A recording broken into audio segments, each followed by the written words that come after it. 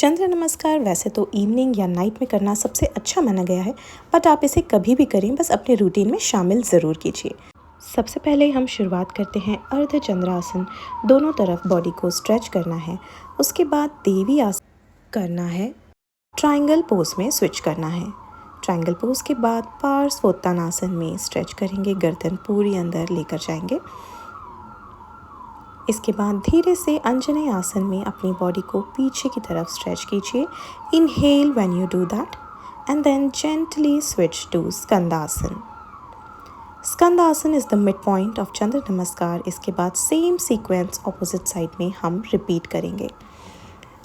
चंद्र नमस्कार के वैसे तो बहुत सारे बेनिफिट्स हैं, लेकिन सबसे बड़ा बेनिफिट है आपकी मेंस्ट्रुअल हेल्थ को ये इम्प्रूव करता है।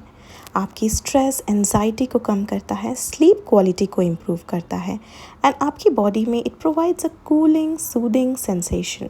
It balances the masculine and feminine energy in the body.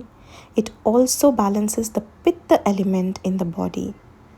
If you have not yet subscribed the channel, please do it so that we can meet again with a new video.